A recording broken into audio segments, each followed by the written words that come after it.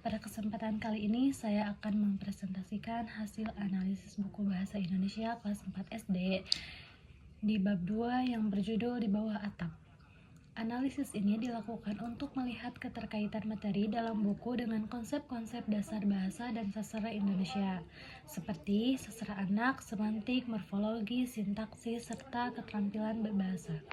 Semoga presentasi ini dapat memberikan gambaran mengenai bagaimana materi dalam buku ajar tidak hanya mengembangkan kemampuan bahasa siswa, tetapi juga membentuk karakter mereka. Pada bab 2 yang berjudul Di Bawah Atap, siswa diajak mempelajari berbagai materi yang dekat dengan kehidupan sehari-hari. Materi tersebut disajikan melalui cerita, latihan memahami kosakata, penggunaan imbuhan, hingga kegiatan membaca dan menulis.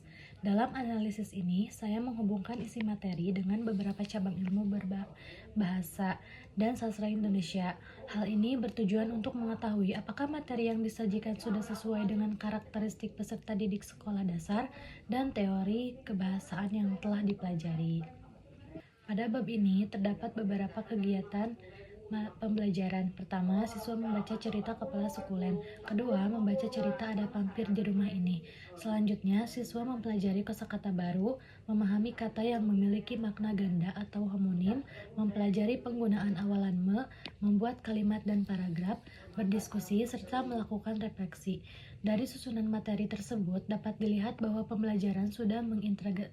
Pada bab ini terdapat beberapa kegiatan pembelajaran. Pertama, siswa membaca cerita Kepala Sukulen. Kedua, membaca cerita Ada Vampir di Rumah Ini.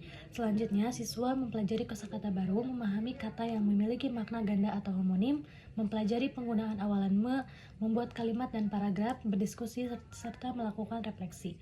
Dari susunan materi tersebut dapat dilihat bahwa pembelajaran sudah mengintegrasikan 4 keterampilan berbahasa, yaitu membaca, menulis, berbicara, dan menyimak. Cerita Kepala Sukulen dapat dikategorikan sebagai sastra anak. Hal ini karena tokoh yang digunakan dekat dengan kehidupan anak-anak. Bahasanya sederhana, sehingga mudah dipahami, konfliknya ringan, dan mengandung nilai-nilai pendidikan. Tokoh utama, yaitu Tigor, digambarkan sebagai anak yang memiliki rasa ingin tahu, peduli terhadap lingkungan, dan menyayangi makhluk hidup. Menurut Nurgiantoro, sastra anak harus sesuai dengan perkembangan usia anak, memberikan hiburan sekaligus mengandung nilai pendidikan. Oleh karena itu, selain morfologi, materi ini juga berkaitan dengan morfonemik, yaitu perubahan bunyi yang terjadi ketika imbuhan ditambahkan pada kata dasar. Sebagai contoh, me tambah sapu menjadi menyapu, me tambah tulis menjadi menulis, me tambah pakai menjadi memakai. Perubahan bunyi tersebut terjadi karena adanya penyesuaian antara awalan dengan huruf awal kata dasar.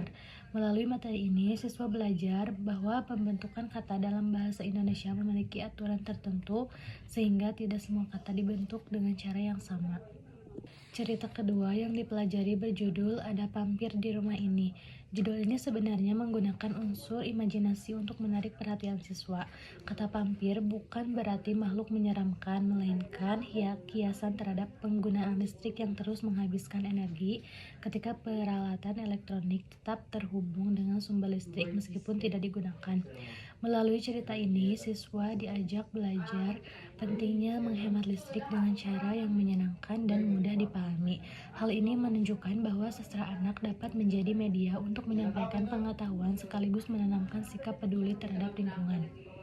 Sebagai penutup, dapat disimpulkan bahwa bab 2 Di Bawah Atap memiliki keterkaitan yang erat dengan berbagai konsep dasar bahasa dan sastra Indonesia.